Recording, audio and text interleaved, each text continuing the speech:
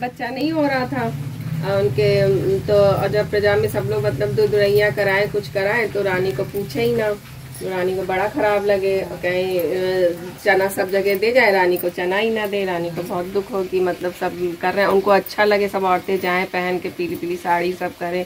तो उनको कहे सोचे हम अपने घर में कहीं कर भी नहीं सकते, औरतें आएंगी ही नहीं। वो बोले नहीं, जो नहीं बच्चा अच्छा नहीं तो नहीं, रानी का कुछ शुभ नहीं, ये नहीं। तो सब सुनती थी रानी। रानी को बहुत दुख होता था कि बताओ हम ना घर में कर सकते हैं और ना लोग हमको चना देते हैं। तो फिर बहुत दुखी थे। तो एक बार ऐसे ही उनको करा तो कहीं कि अपने घर में तो हम करा ही सकते हैं, हम करा लेंगे, माता रानी चाहे इन लोग को बता देंगे। कहीं राजा से बोली ढोल पीट दो कि रानी के बच्चा हुआ है तो दुधरैया चबवानी है। तो कहे अच्छा। राजा कहे कि कहाँ कहे, अरे बस तुम पीट दो ढोल की, रानी को बच्चा हुआ है इसीलिए दुधरैया चबवानी है। कहे हम अपने मन का तो कर ही लेंगे चाहे जो हो जाए। तो कहीं ठीक है। तो उन्होंने कहा सब राजा ढोल पीट उठ दिए, सब बच्चा तो हो गया। फिर दुधरैया अपने घर में मतलब रख ली, सबको दी, सबको बुलाई उलाई, सब प्रसाद उसाद चना वना बाटी और सब लाई लैया वैया सब करवाई। तो सब लोग धीरे धीरे तो बात हो, लेकिन सब लोग कह रहे हैं बच्चा तो कहीं दिखता ही नहीं है। रानी पता नहीं कहाँ कह दी बच्चा हुआ बच्चा हुआ। तो राजा कहे सब झूठ बोल दियो, आगे जाके मैं सब यही कहेंगे राजा होके झूठ बोले हैं, मेरा भी नाम खराब करोगी राज्य में। तो कहे कि कोई बात नहीं, अब कोई पूछे तो कह दो हमने वहाँ भेज दिया, आश्रम भेज दिया, गुरुकुल भेज दिया पढ़ने लिखने के लिए।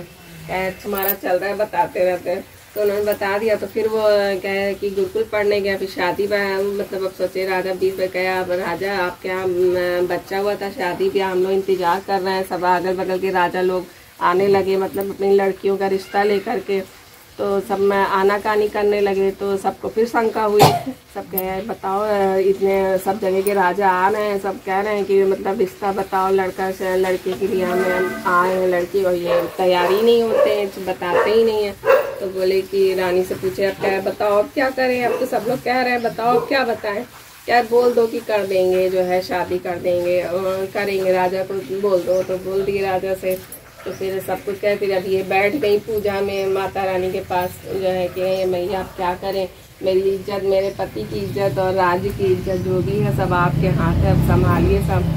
तो लड़की वाले आए सब शादी वादी के लिए। तो लड़का मतलब पूछने लगे कि अभी गुरुकुल से लेकर ऋषि आते होंगे, वो वहाँ पढ़ रहा है, आप कर दीजिए सब कुछ, हम लड़का आएगा सब। तो सब देना वनाना सब हो गया, सब लड़की का सब।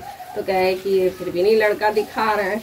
तो कहे नहीं लड़का आएगा। तो फिर सब प्रजा वजा सब इकट्ठा हो गई। फिर रानी के ऊपर कहने लगी कहीं नहीं कि देखिए इतने बड़े राजा और पूरे राज्य में ऐसे राज्य कैसे चलेगा, राजा ही झूठ बोल रहा है इस राज्य का।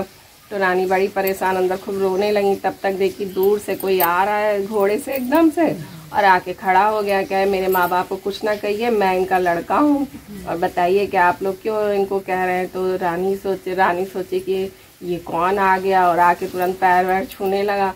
अब रानी भी उसको आश्चर्य से देखने लगी कि हमने तो झूठ बोला, राजा भी सोचे झूठ बोला। तो फिर उसने कहा कि मैं ही उनका लड़का हूँ, गुरुकुल में पढ़ रहा था और इसीलिए मैं वहाँ से आया नहीं और अब मुझे सूचना मिली तो मैं आ गया।